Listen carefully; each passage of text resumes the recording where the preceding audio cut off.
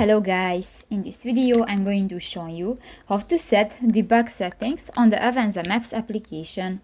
But first of all, I just want to mention, please don't forget to subscribe to our channel, because at 100,000 subscribers we are going to show you our YouTube revenue statistics and growth strategy, how to make money online. So let's jump into it. First of all, open the application on your device.